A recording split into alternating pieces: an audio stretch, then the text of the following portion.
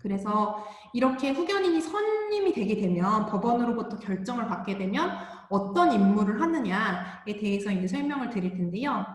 후견인 같은 경우에는 두 가지로 나눠서 설명드릴 수 있어요.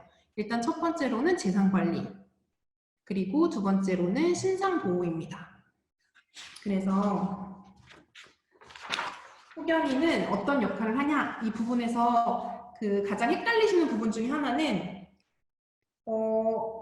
이 후견인이 이제 오늘 강의 받으시는 분 중에서 이제 요양보호사 분들도 많이 계시다고 들었는데, 요양보호사님 분들이 하시는 역할이랑은 조금 다른 역할이라고 생각해 주시면 될 것 같아요.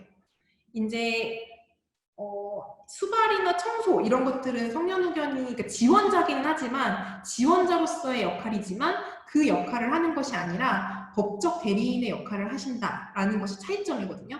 그래서 재산관리 부분에서 있어서는 법원에서 대리권을 물론 부여받아서 활동을 하지만 부동산의 관리, 보존, 처분, 예금 및 보험 등의 관리, 일탈재산의 회수, 정기적 수입 및 지출에 관한 관리, 물품의 구입, 판매, 서비스 이용 계약의 체결, 공법상 행위, 이런 법적인 업무, 임무들을 후견인이 하신다고 생각하시면 되고요.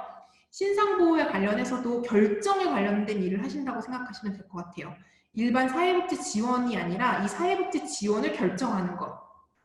장기요양 서비스 신청이 필요하다고 결정하여서 장기요양 서비스 신청을 하는 행위. 이 신청 행위도 이 법적인 행위라고 볼 수 있기 때문에 이런 법적인 행위를 하는 것이 후견인의 임무라고 생각을 하시면 됩니다. 이렇게 치매 노인에게 후견인이 있게 되면 지역사회에서 살아갈 수 있는 가능성이 더 커지게 된다라고 저희가 이제 설명을 하고 있고, 이런 걸 목표로 하고 있습니다. 그래서 후견인 같은 경우는 그 대리인으로서의 역할을 하거든요. 그래서 후견인이 치매 환자를 위해서 대리 행위를 하게 된다면 유효한 법률 행위가 가능하게 됩니다.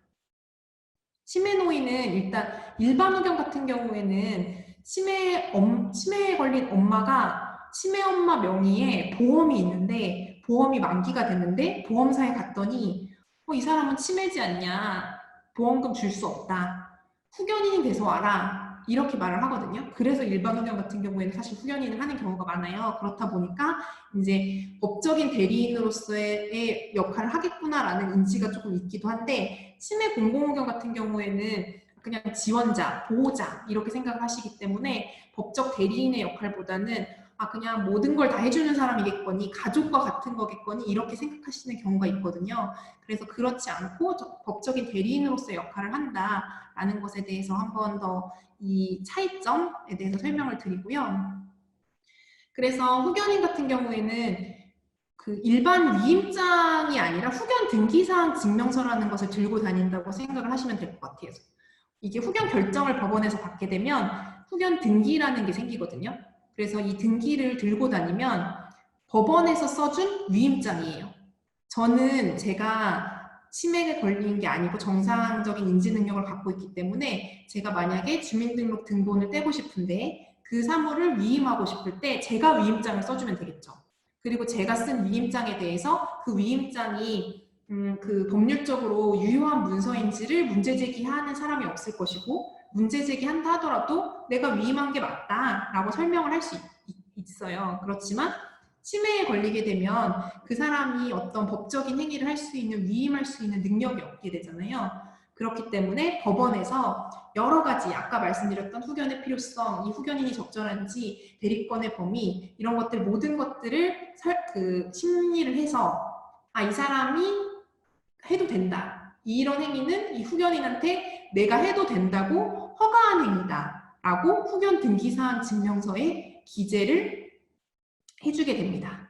그래서 후견 등기사항 증명서에 따라서 후견인은 대리인으로서의 역할을 할 수 있다라고 생각을 하시면 되고요. 대리인의 예시를 말씀드리면, 이제 후견 등기사항 증명서를 들고 다니면서 어떤 것을 할 수 있는지를 말씀드리려고 하는데요. 피후견인을 대리해서 일단은 그 치매에 걸린 어르신, 후견을 받고 있는 당사자를 피후견인이라고 부릅니다. 그래서 피후견인을 대리해서 현재 노후된 집에서 이사 가기 위해서 새로운 주거지를 물색하여 새로운 임대인과 임대차 계약을 임대인이랑 후견인이 체결하는, 이런 거를 예로 들 수 있습니다. 이때 만약 후견인이 없다면 임대인이랑 치매 노인이랑 직접 임대차 계약을 체결해야 되는데 실질적으로 문제를 제기하는 사람이 없다고 하면 그게 뭐 문제가 되진 않을 수 있어요. 하지만 그게 법적으로 그 계약이 유효한 계약이 되지는 않거든요. 누가 문제를 제기하면 그 계약이 취소되게 됩니다. 그런 불안정한 지위에 있는 계약이 되기 때문에 이렇게 법적으로 유효한 후견인을 세워서 계약을 하게 된다라고 생각을 하시면 되고요. 실질적으로 후견인이 이런 임대차 계약을 할 때는 그 대리인의 행위이기 때문에 뭐 땡땡땡의 후견인 누구라고 명시하셔서 계약을 체결하셔야 합니다. 그래서 이런 식으로 임대인이랑 후견인이 임대차 계약을 체결할 수 있고요. 후견인이 치매 노인을 대리해서 임대차 계약을 할 수 있다라고 생각하시면 될 것 같습니다. 그리고 대리행위 예시 두 번째로는 은행에 후견인이 방문하여 후견 등기사항 증명서를 제시합니다. 나는 법원에서 인정한 대리인입니다. 내가 법원에서 이런 위임장을 받아왔어요 라고 후견 등기사항 증명서를 제시하는 것입니다. 그래서 제시를 하고 치매 어르신 명의의 계좌를 추가로 개설했어요. 계좌 개설 권한을 받았겠죠. 그래서 계좌 개설 권한을 받은 후견인이라서 계좌를 개설해서 기존 계좌의 금액 중에서 용돈 용도로 사용할 금액을 새로운 계좌로 이체했어요. 그래서 그 계좌에서만 어르신이 사용하게끔. 이런 경우에는 어르신이 너무 낭비를 자신의 재산 규모와 다르게 너무 낭비를 하시는 경우, 보통은 어르신이 낭비를 하신다고 하더라도 이 후견제도의 이념 자체가 첫 번째 말씀드렸듯이 어르신의 의사를 존중하고 잔존 능력을 활용하는 것이기 때문에 어르신이 어느 정도 낭비를 하신다고 하더라도 치매가 아니어도 낭비는 할 수 있잖아요. 그렇기 때문에 그거를 존중을 하는 것이 원칙이긴 하거든요. 그렇지만 이제 자기가 100만 원이 있는데 90만 원을 자기가 먹을 돈도 없이 다 써버린다. 이럴 경우에는 대책이 필요하잖아요. 그렇기 때문에 이런 경우에는 계좌를 분리한달지 이런 방식으로 후견인이 대리행위를 할 수도 있고요. 그리고 세 번째로는 기존의 노인 장기요양 등급을 변경할 필요가 발생해서 인정신청서를 써서 대리인의 자격에서 작성해서 제출한다. 뭐 이런 것들이 있을 수 있습니다. 뭐 물론 이런 거는 그 사회복지 관련 업무로서 그냥 할 수도 있겠지만 대리인으로서 이 행위를 할 수 있다라고 말씀드리는 거고요. 이건 어차피 그 맛보기로 말씀드리는 거지만 특정 후견 같은 경우에는 판결문이 이런 방식으로 나오게 됩니다. 특정 후견 기간은 3년. 그리고 특정 후견 사무는 이런 것들을 하고 여기 그 빨간색 부분의 대리권 부분이 중요한 부분인데 법원에서 위임한 특정 후견인에게 대리할 수 있도록 그 지시한 대리권의 범위는 이것과 같다라고 해서 이 나열된 행위만 하셔야 됩니다.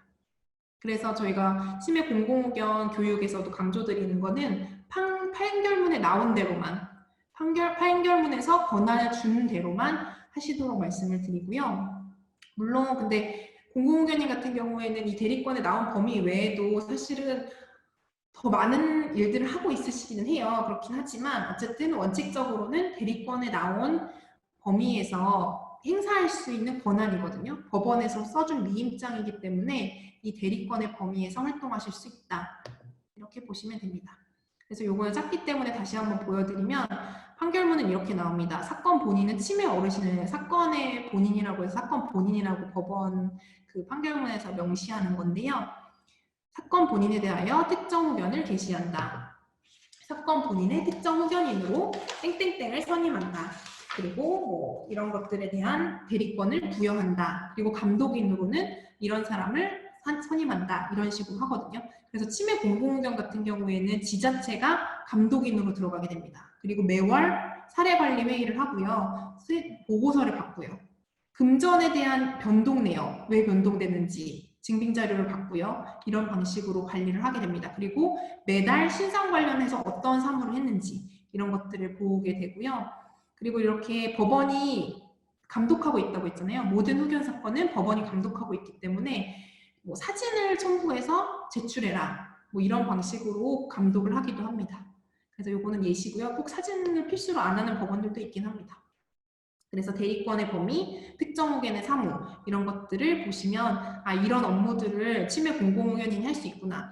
그리고 요거는 다른 후견인도 마찬가지예요. 치매 공공후견은 말 그대로 후견을 무연고 치매 노인도 이용할 수 있도록 국가가 지원하는 사업이기 때문에 하는 것인데 이건 일반 특정 후견도 마찬가지로 이런 방식으로 대리권이 부여가 되고요. 그 한 가지 아까 치매 공공후견에서 국가가 지원을 왜 하냐에 대해서 설명을 드리면, 한 가지 빠뜨려서 설명을 드리면, 일반 후견 같은 경우에는 후견 보수를 누가 지급할까요? 후견인들이 그냥 공짜로 활동하지 않거든요. 일반 후견 같은 경우에는 후견 보수를, 예를 들어서 치매 노인에 대해서 어떤 후견이 게시됐다. 그럴 경우에 치매 어르신의 재산에서 후견인 보수가 지급됩니다. 그래서 국가가 지원하는 이유는 치매 어르신이 재산이 없는 경우에는 그런 후견을 이용하지 못하잖아요. 후견인을 선임할 수가, 후견인이 활동할 수 없잖아요. 그렇기 때문에 국가가 그런 후견인 보수 같은 거를 지원하게 되는 것이고요. 그래서 그렇게 양성을 하게 되는 것이다 라고 생각하시면 되겠습니다. 그래서 예를 들면 친족 후견인 같은 경우에는 후견인 보수를 사실 받지는 않거든요. 근데 뭐 청구해서 받기도 하는데 원칙적으로는 받지 않는데, 자녀들이 서로 후견을 하겠다고 싸우는 부자노인, 이건 일반 후견 케이스인데요. 자녀가 서로 후견을 하겠다고 싸우는 케이스 같은 경우에는 법원이 그러면 너네 다 하지 말고, 그리고 재산도 많기 때문에 변호사를 후견인으로 선임하겠다, 이렇게 법원에서 결정할 수도 있어요. 그러면 법원에서 그 변호사는 보수를 받거든요. 재산에서. 그러면 어르신 재산이 변호사 보수로 매월 빠져나가게 된다라고 생각을 하시면 됩니다. 그래서 일반 후견 같은 경우에는 어르신 재산에서 보수를 주는 후견이라고 생각하시면 되고요. 그 보수 수준은 다 달라요. 법원에서 그것도 보고 결정하는 부분인데, 중소기업 회장에 대한 후견인이라고 하면은 그만큼 더 어려운 사무를 하기 때문에 월 보수가 더 높게 책정된다고 생각을 하시면 됩니다. 네, 그래서 치매 공공후견 사례는 2개 정도만 간단히 말씀드리려고 하는데, 일단 어르신, 요거 근데 제가 이 개념을 이해하시면 사실 개별 케이스를 이해하시는 게 중요하다기보다는 이 개념을 이해하시면 이런 식으로 치매 공공후견인이 도움을 줄 수 있겠구나라고 이해하실 수 있을 것 같아요. 그래서 실제 이거는 치매 공공후견 사례집에 이제 실려있던 사례이기도 한데, 무연고이고 임대주택 거주하는 기초생활수급자 어르신 같은 경우에는 치매 안심센터에서 사례 관리를 하다가 치매 공공후견 케이스에 대상자로 선정이 돼서 치매 공공후견 심판이 이루어져서 치매 공공후견이 선임되었습니다. 공공후견인이. 그래서 금전에 대한 관리로서 월세 및 공과금에 대해서 자동이체 신청을 하고, 왜냐하면 은행에 대한 대리권을 법원으로부터 부여받았잖아요. 만약에 법원으로부터 후견 등기사항 증명서가 없다면 은행에서 이 공공후견인한테 이 치매 어르신이라서 내가 정말로 도와주고 싶어서 그렇다, 정말 선이다, 내가 선의로 이거 자동이체 신청만 해주겠다 라고 아무리 은행에 설명해도 은행에서 그걸 하도록 해주진 않거든요. 모르는 사람이고, 그렇기 때문에 법원으로부터 적법한 대리권을 부여받은 후견 등기사항 증명서를 내밀었기 때문에 은행에서 이런 업무를 할 수 있도록 해주는 겁니다. 그래서 자동이체 신청, 연체된 통신비를 정지하고, 그리고 지출을 정리하고, 이런 것들을 공공후견인이 하셨고요. 그리고 자녀가 이게 실질적 자녀여서 가족관계증명서상 없는 자녀인데, 이 자녀가 자꾸 어르신의 재산을 가져가고 이렇게 하니까, 만약에 계속 이렇게 일탈하게 되면은 우리는 법원의 재산의 변동 내역을 보고해야 하고 법원이 감독하고 있다. 이것에 대해서 우리 이렇게 못하도록 사전 조치, 계좌를 막는달지 비밀번호를 바꿀지 이런 식으로 하는 방법으로 하실 수 있고, 이거는 상황에 따라서 대처 방안은 매우 다를 것 같아요. 그래서 그런 식으로 설명을 하였고, 그다음 사회복지 서비스 이용 지원에 대해서는 요거는 후견인이 활동하시기 나름일 것 같아요. 이제 이런 게 정말 필요하겠다라고 해서 그 서비스를 찾아가지고 신청하고 이런 것들을 공공후견인이 해주셨고요. 그래서 해피콜 제도라고 해서 병원 방문을 해피콜 제도를 통해서 이용할 수 있도록 신청을 해서 치매 어르신이 도움을 받을 수 있었던 사례가 있었습니다.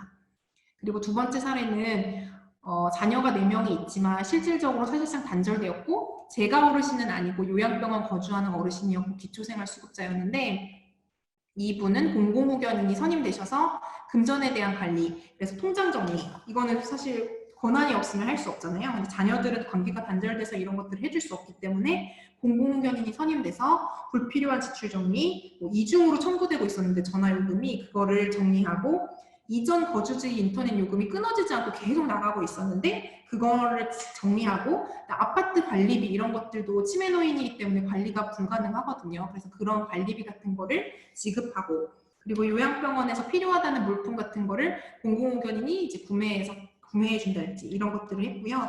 그리고 요양병원에 이제 거주하고 있지만 실제 자기가 이제 거주하고 있던 거주지가 있었는데 그 거주지를 소독 환경을 하고 너무 벌레가 많고 이런 환경이었는데 그걸 소독을 하고 환경을 개선해서 거주지를 일단 깨끗하게 하고 만기가 도래한 것에 대해서 문제를 후견인이 대리인으로서의 자격이 있기 때문에 만기 문제를 해결할 수 있었습니다. 그래서 요것 같은 경우에는 일단은 영상을 저희가 이 후견 사례에 대해서 어떻게 도움을 받고 있는지에 대해서는 그리고 제가 말씀드린 지금 치매 공공후견 사업의 구조, 후견의 이해 이런 것에 대해서는 유튜브에 중앙치매센터를 쳐보시면 이 치매 공공후견제도 섹션이 따로 있거든요. 그래서 여기에 보시면 이 영상들, 이 앞에 세 개는 사실 길이만 다르고 같은 영상이니까 요거는 참고해 보시면 될 것 같고 짧은 강의이기 때문에 이 영상을 보여드리지는 못하지만 그 영상을 보시면 많은 도움이 되실 수 있을 거라고 생각을 하고요. 요거 공공후견이 두 분이 실제로 나오는 케이스예요. 이 네 번째 영상 같은 경우에는. 그래서 요거는 설명 영상. 그래서 여기 보시면 중앙치매센터라고 유튜브에서 치시면 찾으실 수 있고요. 공공후견을 통해서 어떤 도움을 받을 수 있을까요? 라고 해서 뭐 통장 등 재산관리, 건공서 등 서류 신청 및 발급, 복지 서비스 신청 대리, 병원 진료 약 처방 등 의료 서비스 이용 동의, 물건 구입 등 일상생활에 필요한 지원 이런 것들을 받을 수 있다라고 정책 설명 영상이고 이거는 실제 지금 공공후견 하시고 있는 두 개 케이스를 인터뷰한 영상이에요. 그래서 요거는 감동이 있기도 하고 실제로 조회수가 한 70만, 68만 이 정도 나온 영상이거든요. 중앙치매센터랑 시리얼이라는 채널이랑 협업해서 만든 영상인데 이 영상 같은 거 보시면 어떤 도움을 받고 있는지 더 마음에 와닿으실 수 있을 것 같아요. 실제로 사실은 이게 제가 대리인으로서의 역할을 후견인은 한다라고 설명드렸지만 대리인으로서의 역할 외에 정말로 더 많은 일들을 하시는 것을 이 후견인, 치매 공공인 후견인 인터뷰 영상을 보시면 느끼실 수 있을 것 같기는 한데 어떻게 이렇게 도움을 주고 있으신지에 대해서 이 영상을 통해서 이 두 개 케이스의 인터뷰를 보시면 더 마음에 와닿지 않으실까 싶습니다.